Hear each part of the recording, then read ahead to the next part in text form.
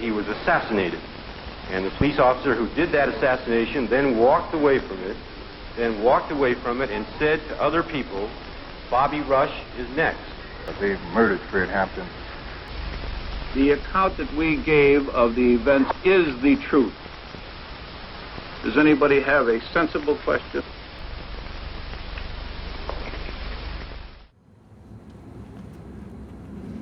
Y'all know where we at. This is one of our ground zeros. This is where one of the most brutal acts of terrorism that occurred on U.S. soil happened at right here, man.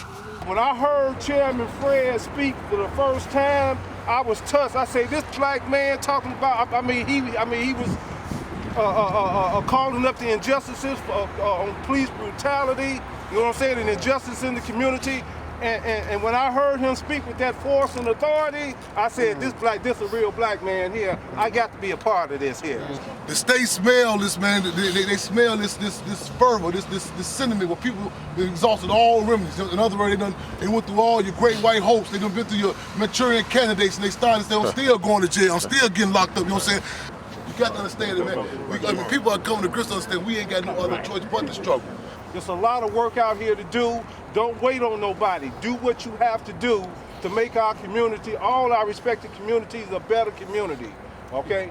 So go get this food. All power to the people. Power to the people. Every day for us is September 11 in our communities, man.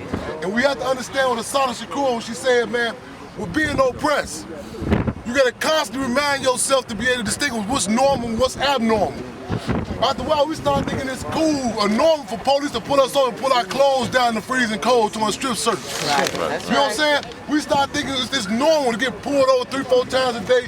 Police kicking through our doors, man, to a wardrobe. Power to the people, brother, man. Power to the people. Power to the people. People have been terrorized under such euphemism, under such nice words as police brutality, gentrification. That's right. Growing prison industrial complex. That sound nice. They know growing. This ain't growing its own. They kidnapping us and putting us in the concentration camps. Things are serious and getting more serious by the minute. And we have to conduct ourselves as if things are serious. We can't be shucking and jiving and playing games because people's freedom, people's lives are at stake. It was not the murder of Fred Hampton, it was the assassination of Chairman Fred and Defense Captain Mark Clark. Yes, sir. It was a political hit. Yes, sir. That's what it was. Yes, sir. And they still sending political hits on us. Whether it be straight out blowing our brains out or flooding our communities with crack and heroin and other forms of chemical biological warfare. Anybody that talks about truth, peace, righteousness, the government sends its soldiers out to exterminate you. Our family has never been notified that Mark was killed. To this day, nobody told us a damn thing.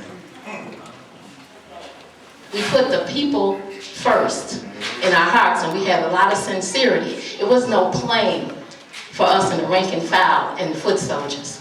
We were very sincere, and we believed what Chairman Fred had brought us. These were revolutionaries. These were no civil rights activists. These were people that were steeped in Chairman Mao Zedong. Dare to struggle, dare to win. That's what the Black Panther Party was about. It was a defense organization. Black Panther Party was not a civil rights organization. Got nothing to do with the civil rights organization. We cannot afford to allow our enemy to convince us that we are violent, that we are criminal when we defend ourselves. That is the law. Self-defense is the law. Now they can talk all the legal stuff they want, but self-defense is the law. There is not a species in life existing that does not defend itself when attacked. Differences amongst the people are reconcilable. However, differences between the people in the state are irreconcilable.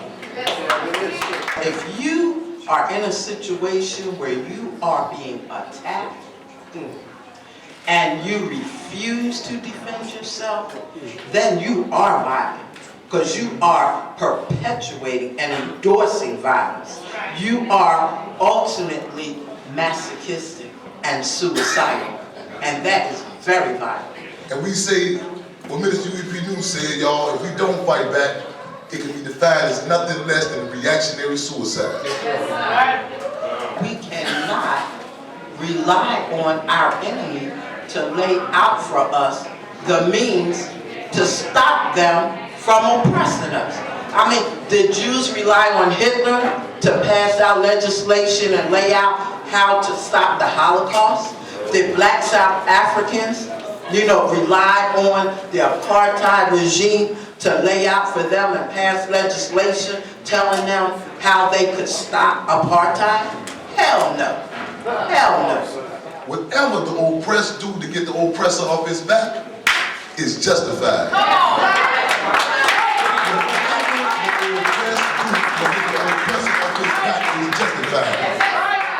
We can't condemn the oppressor for doing what they're doing. That's who they are. It's what they do. We can't condemn them if we are not willing to do the work, to take the stand, and do what's necessary to fight for our freedom. That is our responsibility. That is our obligation. And it doesn't mean that you have to jump out in the street with a gun or go to jail or whatever. It simply means that you are obligated to do whatever it is that you can do to contribute to this fight. Not for my freedom, not for anybody else's freedom, but for your own freedom. The freedom of your children, your family, your children's children. Let the record reflect that Chicago does have a gang problem. And the worst gang in Chicago is Chicago Police Department.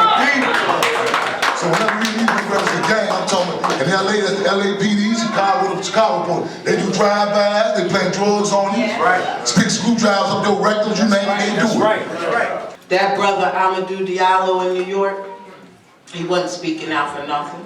And I ain't criticizing the brother, I'm just saying he wasn't a revolutionary. He wasn't an activist. He was just a brother that went to work to earn his keep, to pay his rent. And they killed him. They shot at him 41 times.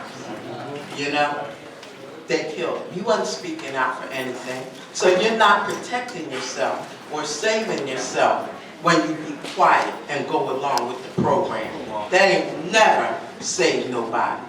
We need to come to grips with some brutal realities, man. And what Malcolm X said, they'll kill you if you don't fight.